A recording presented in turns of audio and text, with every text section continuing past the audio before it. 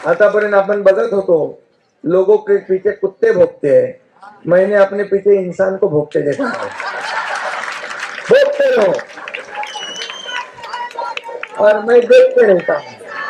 आणि म्हणून गेल्या 3.5 वर्षापासून आपण पाहतोय की या एकनाथ शिंदेला सकाळी उठताना, बसताना, रात्री झोपताना शिवाय शाप दिल्याशिवाय त्यांचा दिवस पूर्ण होत नाही। पण मी त्यांना सांगितलं, तुम्ही शिवाय शाप द्या, आरोप करा, पण हा एकनाथ शिंदे तुम्हाला आरोपातून नाही, कामातून उत्तर देईल, कामातून उत्तर देईल। आतापर्यंत आपण बघत होतो, लोगों के पीछे कुत्ते भोगते हैं, मैंने अपने पीछे इंसान को भोगते देखा है। भोगते रहो और मैं देखते रहता हूं। अरे किती बोलणार, किती? अरे एक सर्वसामान्य कुटुंबातला मुलगा, एका शेतकऱ्याचा पोरगा मुख्यमंत्री झाला, याचं तुम्हाला हजम नाही झालं, हे तुम्हाला पटलं नाही, हे तुम्हाला पचनी पडलं नाही।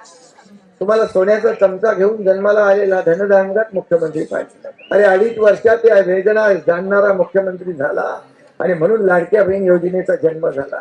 मी माझ्या आईची पत्नीची काटकसर पाहिली, कसा महिना काढायचा, कसा महिना चालवायचे, हे मी पाहिले डोळ्यांनी, गरिबी मी पाहिली आहे। आणि म्हणून मी जेव्हा मुख्यमंत्री झालो तेव्हा विचार केला, काही ना काहीतरी मी माझ्या लाडक्या बहिणींसाठी, लाडक्या भावांसाठी केल्याशिवाय राहणार नाही। त्यातूनच लाडक्या बहीण योजनेचा जन्म झालेला आहे। आणि म्हणून या ठिकाणी ज्यांनी पाहिलं नाही त्यांना काय करणार 1500 रुपयाची। आज किती सक्सेस स्टोरी आहे, किती लाडक्या बहिणींनी एकत्र येऊन व्यवसाय केलाय, छोटा व्यवसाय मोठा केलाय, नवीन व्यवसाय सुरू केले, आणि याचा अभिमान आहे। आणि मी आपल्याला सांगू इच्छितो, जाहीर सभेत तर मी बोलतोच, परंतु या लाडक्या बहिणींना फक्त 1500 वर आम्ही थांबवणार नाही।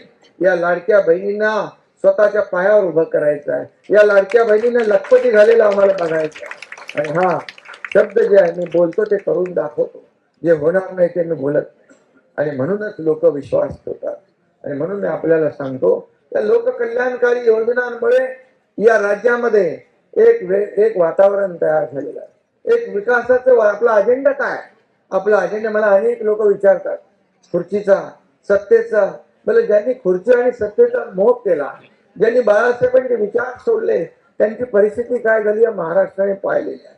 हा अजेंडा एकनाथ शिंदेचा खुर्ची अजेंडा नाही, ज्यांनी खुर्चीत बसवलं त्या लोकांचे प्रश्न काय ते सोडवणं, त्यांच्या समस्या काय ते सोडवणं, हा आमचा अजेंडा आहे, हा आमचा अजेंडा आहे। आणि म्हणून या राज्यामध्ये एक प्रकारचं वातावरण जे तयार झालेलं आहे। आणि म्हणून आपलं केंद्रामध्ये एका विचारसरणीचं सरकार आहे, राज्यामध्ये एका विचारसरणीचं सरकार आहे, आणि या ठिकाणी स्थानिक स्वराज्य संस्थांमध्ये देखील आपल्याला त्याची पुनरावृत्ती करायची आहे। आणि म्हणून आपल्याला मी एवढंच सांगू इच्छितो की आज निवडणुका समोर अगदी आहेत आणि सगळ्यांनी काम करायचं।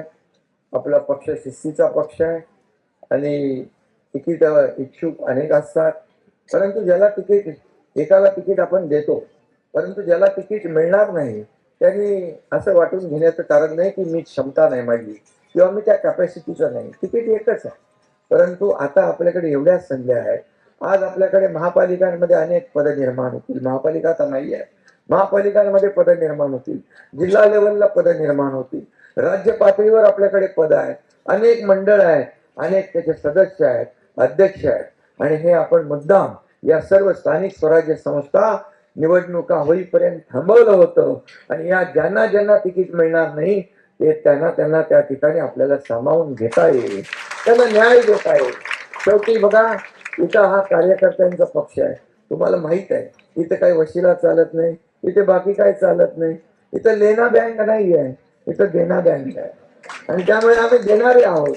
आणि तुम्ही पाहिलं असेल की केंद्रामध्ये देखील जेव्हा आपल्याला मंत्रीपद मिळालं त्यावेळेस सगळ्यात आहे त्यांनी सांगितलं, काय सांगितलं, श्रीकांत शिंदेला मंत्री बनवा, परंतु श्रीकांतने देखील सांगितलं मला मंत्री व्हायचं नाही, जो सिनियर आपला माणूस आहे त्याला मंत्री बनवा, कार्यकर्त्याला मंत्री बनवा।